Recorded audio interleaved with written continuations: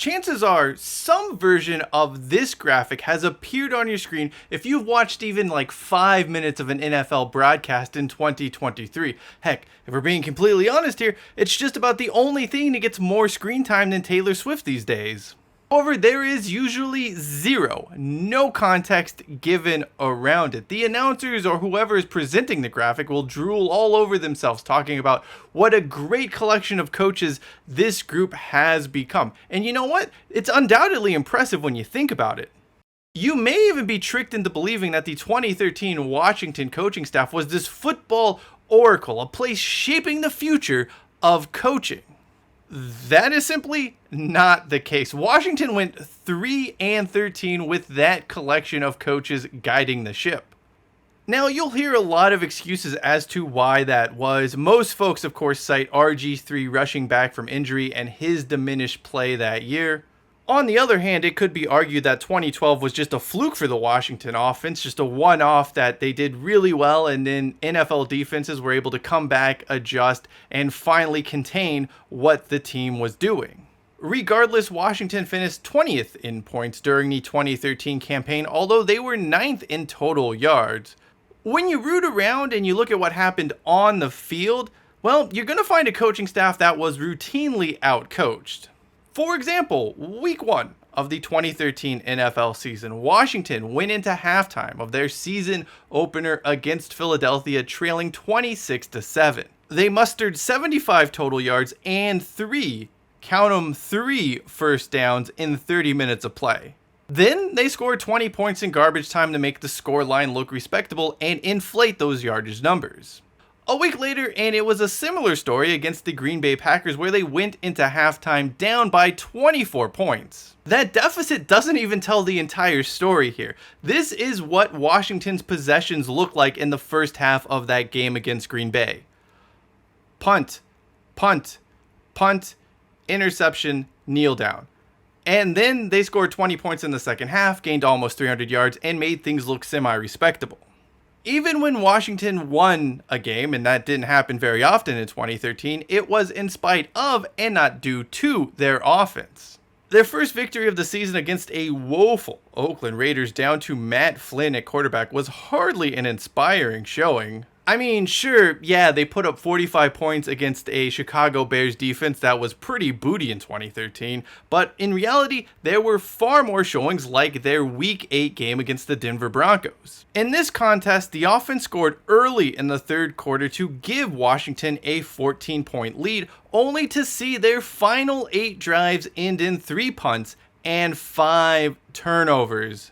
It should be noted the defense for Washington in this year was just as bad as the offense, maybe worse depending on who you ask. I'm only focusing on the offense because that is where a majority of these coaches came from. The Washington offensive coaching staff is where you see a lot of the head coaches of today sort of eventually matriculate to. That being said, we can't give the defense a pass here either. It was just a total mess altogether. Speaking of a total mess, that is probably the most apt way to describe Washington's final game of the season, with an offensive performance that just may have been their most asinine of what was a ridiculous season.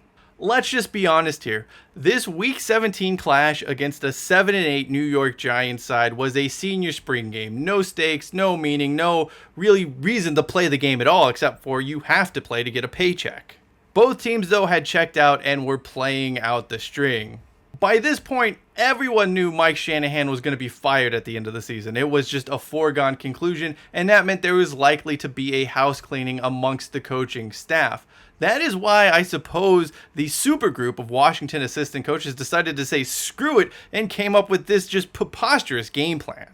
They had Kirk Cousins, a man starting only his 4th game in the NFL in what was his 2nd season, throw the ball 49 times in a game. He completed a meager 19 of those passes. There's more to the story than this, though. The score at halftime was only 10-6. The contest would end 20-6 in favor of those New York Football Giants. But when you look at this and you see what happened, there was absolutely positively no reason for Washington to throw the ball 49 times on this day. It's not like the game was out of hand. It's not like they were trailing by 20 some odd points. It's not like they were in garbage time. This was just the most unreasonable strategy possible from a coaching staff who didn't seem to care all that much.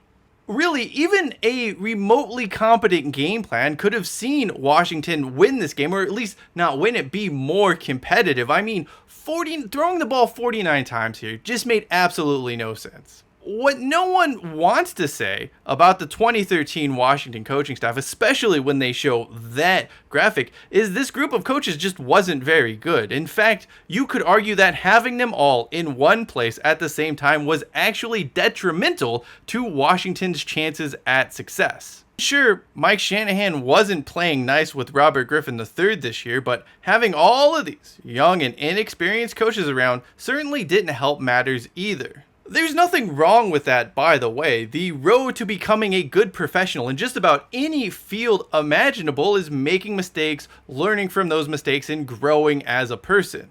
In that regard, this was the NFL coaching equivalent to a student newspaper. Just too many people who didn't quite know what they were doing and no adult in the room to guide them.